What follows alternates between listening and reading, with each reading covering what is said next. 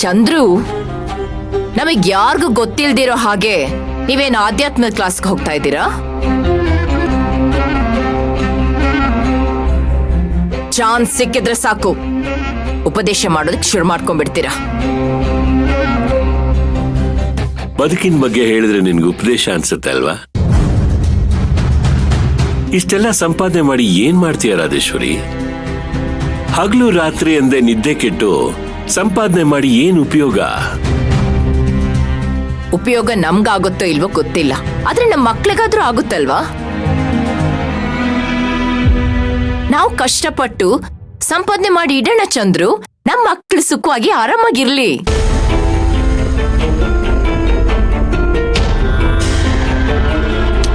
ಅದನ್ನ ನಾನ್ ಬೇಡ ಅಂತಿಲ್ಲ, ಆದ್ರೆ ಅದೇ ಜೀವನ ಅಲ್ಲ.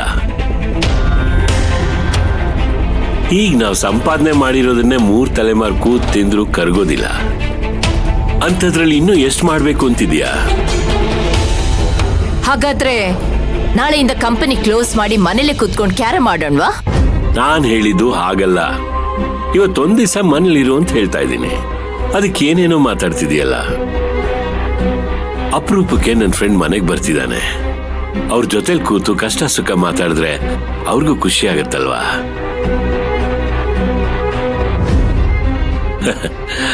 ಆ ಖುಷಿಗೆ ಬೆಲೆ ಕಟ್ಟಕ್ಕಾಗತ್ತಾ ರಾಜೇಶ್ವರಿ?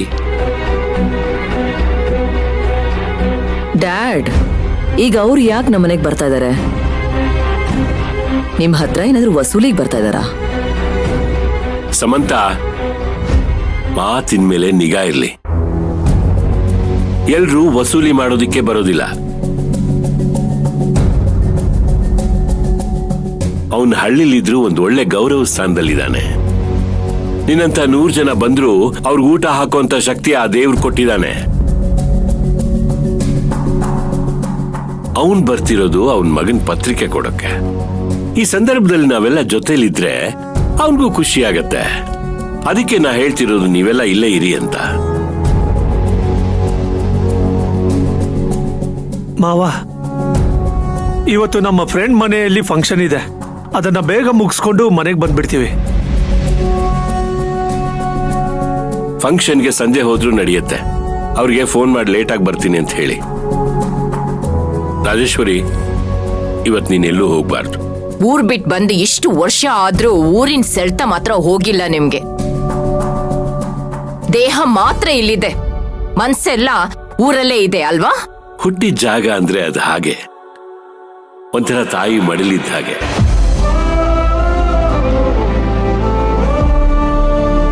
ಎಷ್ಟೇ ದೂರ ಇದ್ರೂ ಅದ್ರ ಸೆಳೆತ ಇದ್ದೇ ಇರುತ್ತೆ.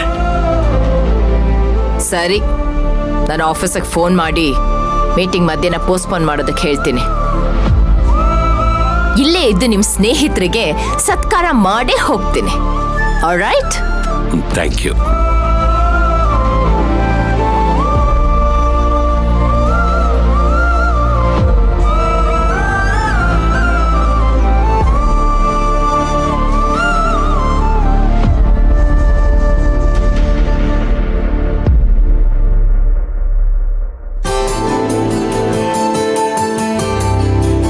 ಮಯೂರಿ, ಯಜಮಾನ್ರೆ, ಕರ್ದಿದ್ರೆ ನಾನೇ ಬರ್ತಿದ್ನಲ್ಲ, ನೀವೇನಕ್ ಬರಕ್ ಹೋದ್ರಿ? ಪರವಾಗಿಲ್ಲಮ್ಮ, ನಿನ್ನ ಹತ್ರ ಮಾತಾಡೋಣ ಅಂತಾನೆ ಬಂದೆ. ಊರಿಂದ ಚೆನ್ನಪ್ಪ ಮತ್ತೆ ಅವನ ಹೆಂಡತಿ ಸವಿತಾ ಬರ್ತಾ ಇದ್ದಾರೆ. ಹೌದಾ? ಏನ್ ವಿಷಯ ಯಜಮಾನ್ರೆ? ಅವನ್ ಮಗನ್ ಮದುವೆ ಪತ್ರಿಕೆ ಕೊಡಕ್ ಬರ್ತಿದ್ದಾರೆ.